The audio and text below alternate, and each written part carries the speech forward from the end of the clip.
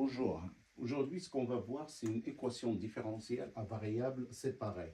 Ces équations-là, on les trouve souvent sur des concours d'entrée dans les grandes écoles et dans les classes de prépa et dans les olympiades.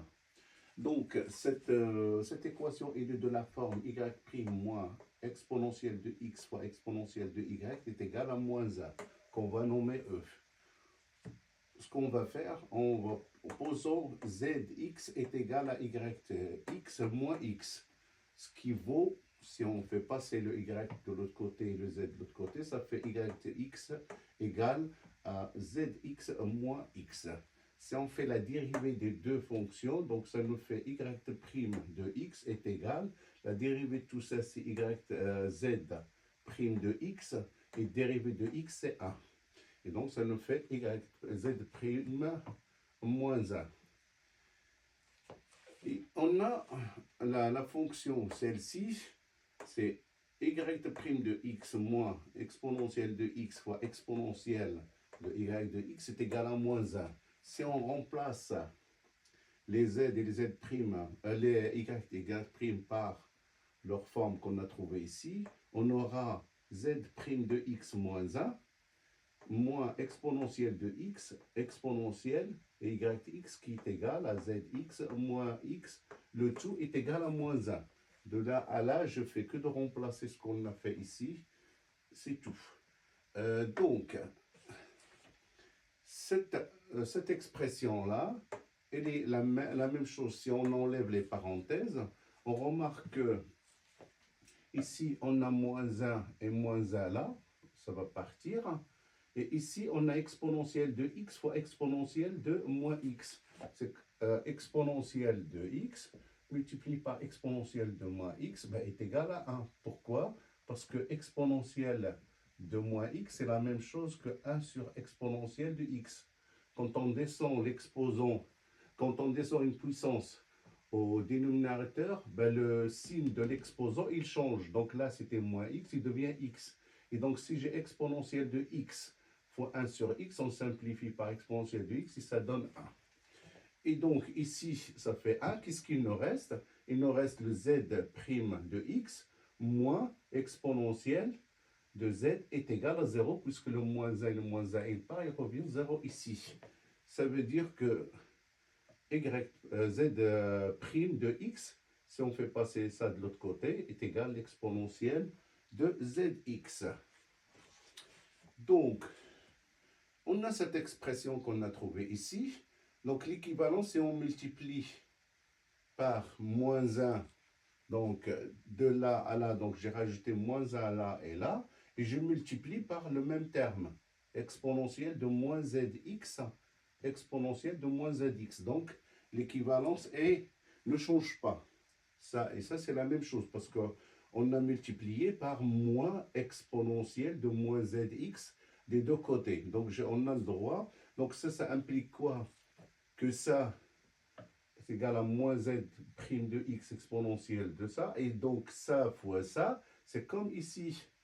Là, ici, on a x et moins x. Et ici, on a zx moins zx. Donc, si on multiplie, ça fait 1 avec le moins, ça fait moins 1. Et donc, on a cette expression est égale à moins 1. Maintenant, cette expression-là, qui est la même que là-bas, l'équivalence, si on fait rentrer la dérivée dans les deux côtés, c'est-à-dire on dérive cette partie-là, la dérivée partielle, donc on le dérive par rapport à x et on dérive moins 1 par rapport à x. Donc là, si on va faire comment dire, le lien, ça veut dire qu'est-ce qu'on dérive pour avoir moins z' de x exponentielle de moins zx. Donc la dérivée, c'est quoi? C'est le dérivé de l'exponentielle de moins zx sur dx. Donc quand on dérive ça, on trouve ça. Ok? Dérivé de l'exponentielle de moins zx, c'est-à-dire c'est dérivé de moins x qui descend en bas, fois dérivé de l'exponentielle. Et ici, pour avoir moins 1, on dérive moins x. Dérivé de moins x par rapport à x est égal à moins 1. Donc, je suis passé de là à là en introduisant la dérivée partielle. Et donc, si la dérivée partielle de cette quantité-là est égale dérivée partielle de cette quantité-là, ça veut dire que cette quantité-là est la même que celle-ci. Et donc, par déduction, on a exponentielle de moins zx est égale à moins x plus une constante. Parce que la dérivée d'une constante, c'est 0. Donc, quand on fait la dérivée, c'est toujours on rajoute une constante quelconque. D'où exponentielle de moins z est égale à ça, implique qu'on peut faire rentrer ln des deux côtés pour pouvoir avoir le zx, il faut qu'on fait rentrer ln là. Si on rentre ln là, il faut rentrer des deux côtés. Donc l'égalité ne change pas. Donc on fait entrer ln de cette quantité-là, qui est ici, est égale à ln de l'autre quantité. Donc ln de l'exponentielle, on a toujours ln de exponentielle de u est égal à u, exponent ln de e, et comme ln de e est égal à 1, donc il nous reste le u. Et donc ici, si on fait ça, ça nous rentre, ça fait moins, j'ai pas mis le moins, je le mets de l'autre côté, mais ici, si on fait la ln, fait rentrer, ça fait moins zx. Et ici, c'est ln, donc le moins qui était là, je l'ai mis ici. Ok, il y avait un moins là, je l'ai passé ici. Le moins qui était là, je l'ai fait passer ici directement. Ok, et donc zx est égal à moins ln de moins x plus une constante. Donc les solutions de notre équation E sont de la forme y, qu'on va mettre c parce que c'est une constante n'importe, de x est égal à moins ln de c moins x, entre parenthèses, moins x. Ok, parce que là, ici, on a trouvé la solution, ça c'est z. Mais ici, qu'est-ce qu'on a pris? Z est égal à quoi? Z est égal à y moins x. Donc, le y, on a dit qu'il est égal à z. X moins x. Donc, y est égal à zx moins le x qui est là. Et donc,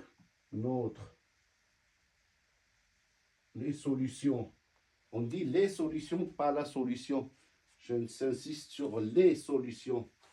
Parce que sur les équations différentielles, on n'a pas une seule solution, on a plusieurs solutions. Parce que la courbe, il représente plusieurs courbes en même temps. C'est-à-dire que la courbe, par exemple, par exemple, s'il est comme ça, il est comme ça. Et ça représente une surface. Il peut être un peu incliné, c'est-à-dire c'est comme si on a une pièce métallique qui est tordue, et donc ça fait plusieurs courbes. Et ces plusieurs courbes, et c'est pour ça on parle de les solutions de l'équation. Ok, j'espère que j'étais plus clair. Si vous n'avez pas compris quelque chose ou vous avez un doute sur un passage, n'hésitez pas de le commenter, laisser un message. Merci et à la prochaine.